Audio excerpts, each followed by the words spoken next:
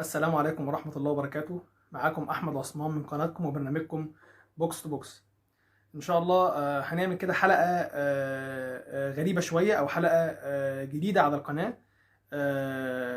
قاعد كده بفكر بقالي كام يوم، يا ترى لو هختار تشكيلة للدوري الإنجليزي، لو هعمل تشكيلة للدوري الإنجليزي بعد ما انتهى طبعا زي ما كلنا عارفين بفوز مانشستر سيتي في الأسبوع الأخير بالدوري على حساب ليفربول بفارق بونت واحد.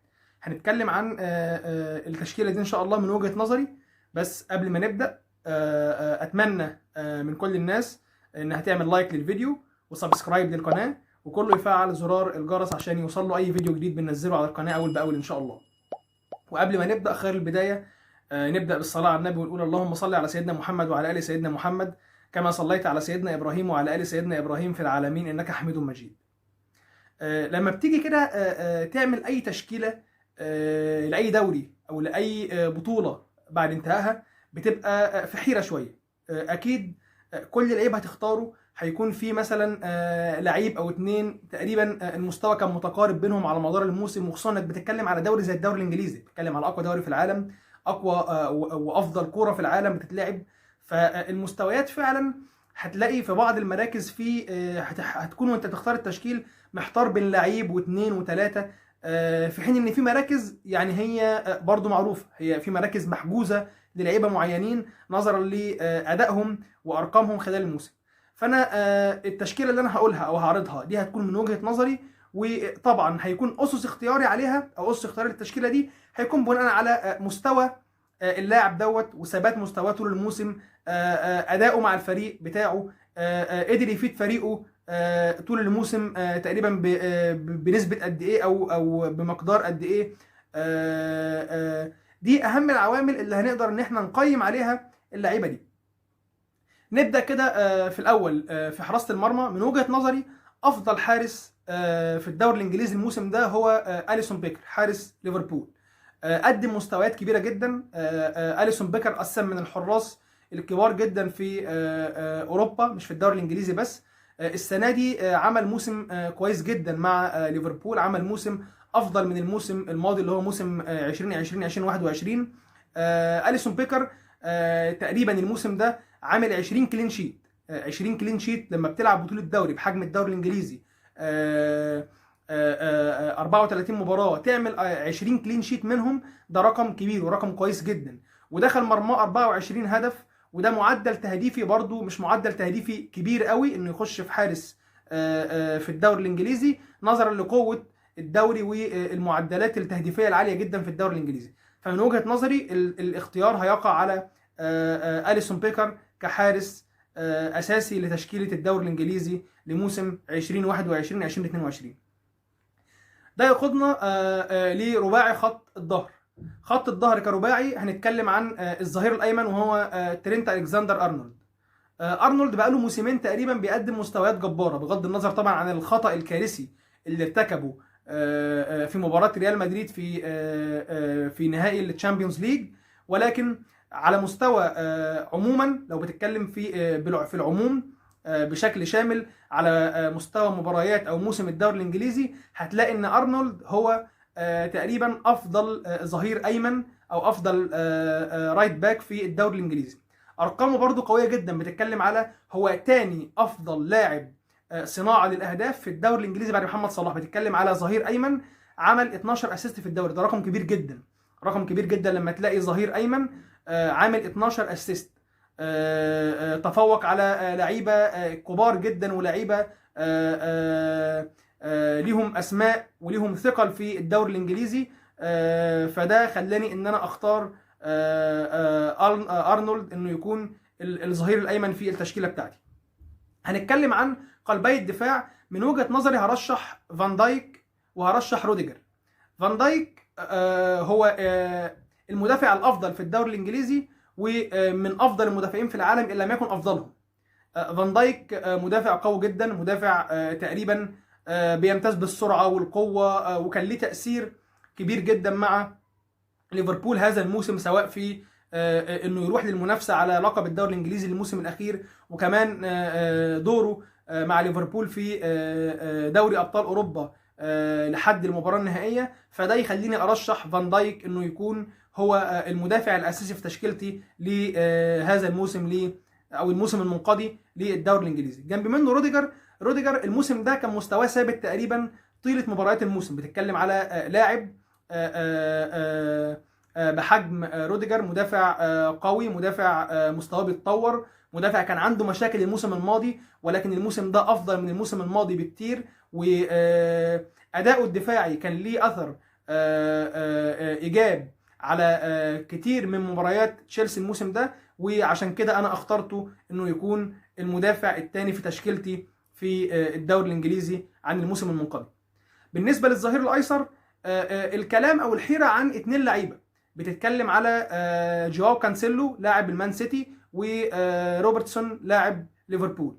ولكن كانسيلو الموسم ده او لما كان بيلعب ظهير ايسر مع المان سيتي كان بيقوم بادوار دفاعيه وهجوميه رهيبه، في حين ان هو ادواره الدفاعيه بتكون اقوى شويه وبتكون افضل نوعا ما من روبرتسون، وبرضو ارقامه بتتكلم في 7 اسيست الموسم ده، وده رقم كويس جدا وده رقم محترم، واخترته ان هو يكون الظهير الايسر في التشكيله بتاعتي.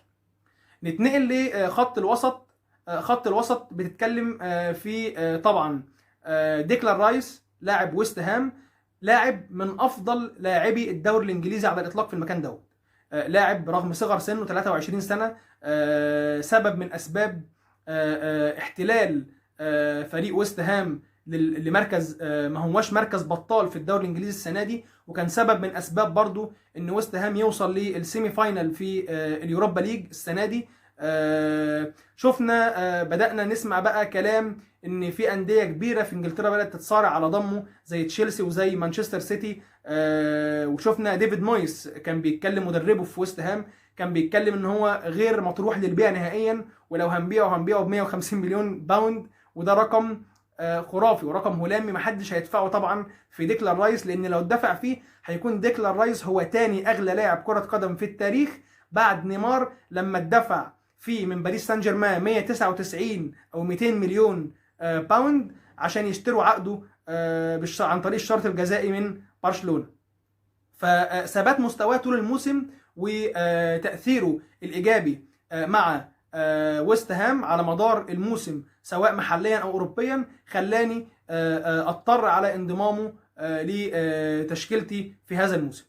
اللاعب رقم 2 في وسط الملعب هو برناردو سيلفا. برناردو سيلفا لاعب من اللعيبة المحورية في أداء مان سيتي، كان ليه تأثير برضو كبير وسبب من أسباب تتويج مان سيتي بالدوري السنة دي. عمل مباريات كبيرة وعمل مباريات محترمة جدا الموسم ده مع مانشستر سيتي، وكمان كان ليه معدل تهديفي محترم، عمل سجل 8 أهداف وكمان عمل 4 أسيست، وده رقم كويس جدا، وهو تقريبا من أفضل اللعيبة في الميدفيلدر وسط الملعب في الدوري الإنجليزي.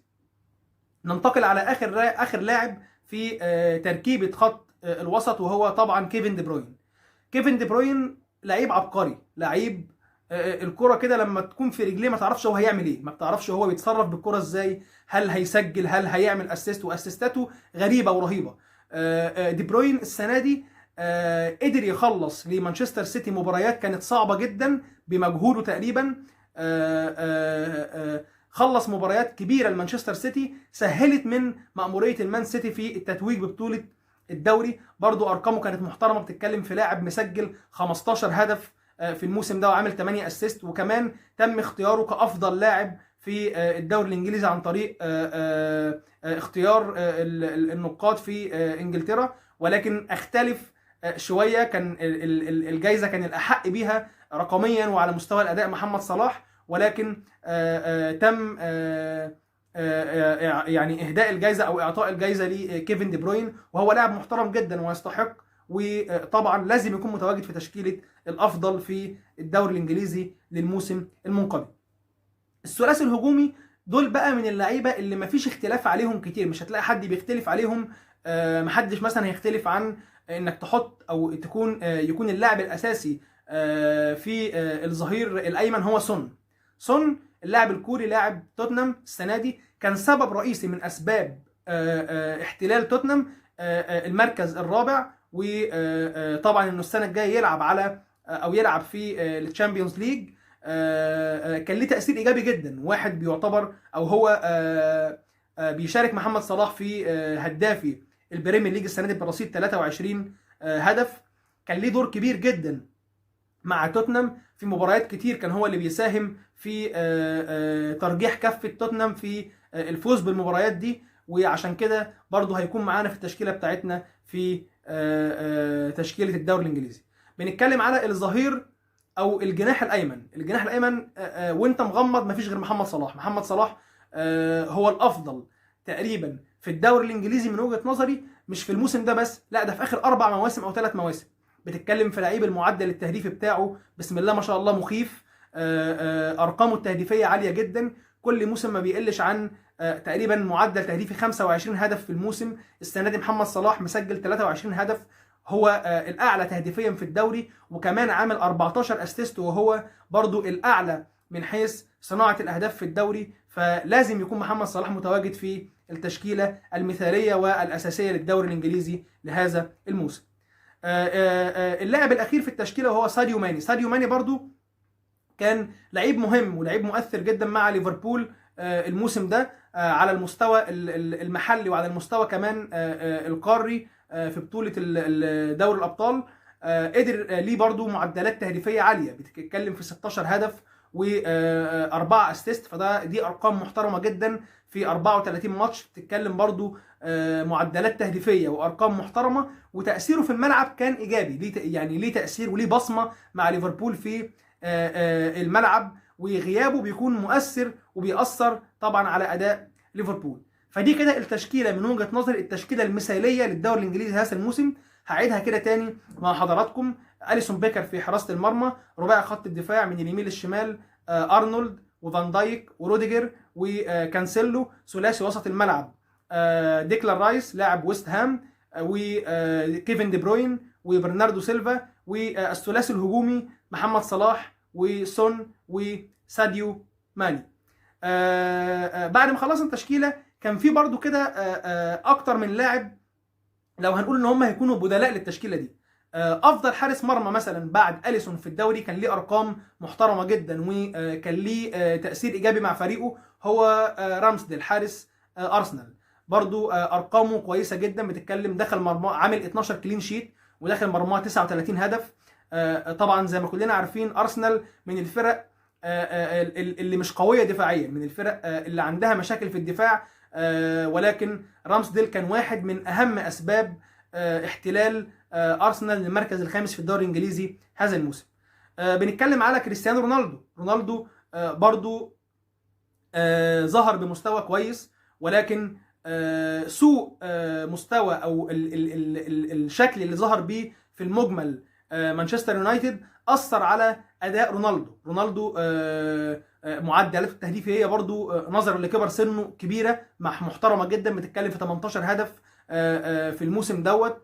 برضو معدل تهديفي محترم، وعلى الاقل ما كانش موجود او ما كانش متواجد في تشكيلة الأساسية، لازم يكون موجود في التشكيلة الاحتياطية. بتتكلم في بوكايو ساكا، برضو لاعب من اللعيبة المؤثرين جدا مع أرسنال، وكان لعيب مهم جدا في تشكيلة الجانرز الموسم ده. بتتكلم في 11 هدف و7 اسيست، برضو أرقام محترمة جدا. بتتكلم في رودري لو على مستوى وسط الملعب. رودري لاعب المان سيتي، برضو لاعب من اللاعبين المحترمين جدا، لاعب بوكس تو بوكس محترم جدا، لاعب من اللاعبين اللي لهم مستقبل كبير جدا مع مانشستر سيتي وكمان مع المنتخب الاسباني. الباك ليفت او الظهير الايسر برضه هيكون البديل في التشكيله بتاعتي هو روبرتسون. ارقامه محترمه، ولكن ثبات مستواه خلال الموسم ما كانش احسن حاجه. الموسم اللي فات اللي هو موسم 2020 2021 كان افضل من كده روبرتسون، وعشان كده هيكون متواجد في التشكيله الاحتياطيه بتاعتي. وبكده نكون خلاص خلصنا الفيديو بتاعنا. يا رب يكون الفيديو هيعجبكم ان شاء الله، وباذن الله هنعمل فيديوهات من النوعيه دي كتير الفتره اللي جايه، واتمنى ان اكون كنت خفيف عليكم ان شاء الله، واتمنى ان الكل يشوف الفيديو. وما تنسوش لايك للفيديو وسبسكرايب للقناه وتفعيل